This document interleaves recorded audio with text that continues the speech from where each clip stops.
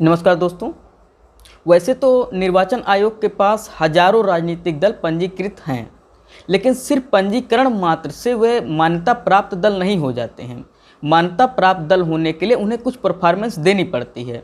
तो चाहे वह राष्ट्रीय स्तर पर मान्यता प्राप्त करना चाहते हो, चाहे वह राज्य स्तर पर मान्यता प्राप्त करना चाहते हों, उन्हें उनके परफॉर्मेंस के आधार पर मान्यता प्रदान किया जाता है। जैसे अगर कोई राजनीतिक दल राष्ट्रीय स्तर पर मान्यता प्राप्त करना चाहता है तो उसके लिए 3 शर्तें हैं, और 3 में से कोई एक शर्त जब तक वह पूरा नहीं करेगा उसे राष्ट्रीय स्तर पर मान्यता प्रदान नहीं किया जाएगा। उसमें से पहली शर्त है कि वह राजनीतिक दल कम से कम 4 राज्यों में वहाँ की विधानसभाओं या लोकसभा के आम चुनाव में कम से कम 6% वोट प्राप्त कर ले और कम से कम 4 लोकसभा की सीटें वो प्राप्त कर ले, तो ही उसे राष्ट्रीय राजनीतिक दल के रूप में मान्यता प्रदान की जाएगी। या दूसरी शर्त है कि वह राजनीतिक दल कुल लोकसभा की सीटों का 2% सीटें कम से कम 3 राज्यों से प्राप्त कर ले, तो भी उसे राष्ट्रीय स्तर के रूप में मान्यता प्रदान कर दी जाएगी। या फिर तीसरी शर्त है कि वह राजनीतिक दल कम से कम 4 राज्यों में अपने आप को राज्य स्तरीय दल के रूप में मान्यता प्राप्त कर ले, तो ही उसे राष्ट्रीय स्तर पर मान्यता प्राप्त की जाएगी।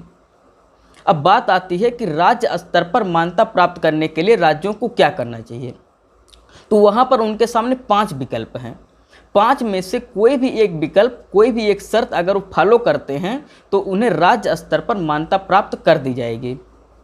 उसमें से पहला विकल्प है कि वह उस राज्य के विधानसभा के आम चुनाव में कुल वैलिड वोट का 6% वोट प्राप्त कर ले और 2 विधानसभा की सीटें प्राप्त कर ले, तो उसे राज्य स्तर पर मान्यता प्रदान कर दिया जाएगा। दूसरी शर्त है कि वह उस राज्य की लोकसभा के आम चुनाव में कम से कम 6% वोट प्राप्त कर ले और 1 लोकसभा की सीट प्राप्त कर ले, तो उसे राज्य स्तर पर मान्यता प्रदान कर दिया जाएगा।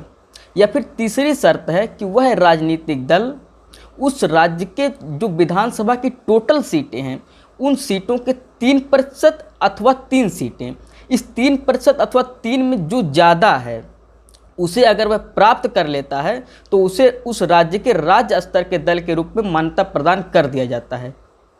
या फिर चौथा विकल्प है कि अगर कोई राजनीतिक दल किसी राज्य में प्रत्येक 25 लोकसभा सीट पर 1 लोकसभा सीट वह जीत जाता है, यानी कि अगर 25 लोकसभा तक उस राज्य में सीटें हैं तो उसमें से 1, लेकिन अगर 26 से 50 के बीच में सीटें हैं तो उसमें से 2 सीट जीतनी पड़ेगी।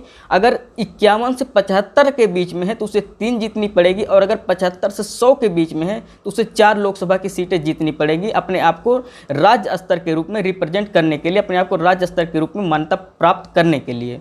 और 5वां विकल्प है कि कोई भी राजनीतिक दल किसी भी राज्य की लोकसभा अथवा विधानसभा के चुनाव में टोटल वैलिड वोट का 8% वोट प्राप्त कर ले, तो उसे भी राज्य स्तर के दल के रूप में मान्यता प्रदान कर दी जाएगी। यह जो 5वां प्रावधान है यह 2011 में ऐड किया गया। मुझे लगता है वीडियो आपको पसंद आया होगा। धन्यवाद।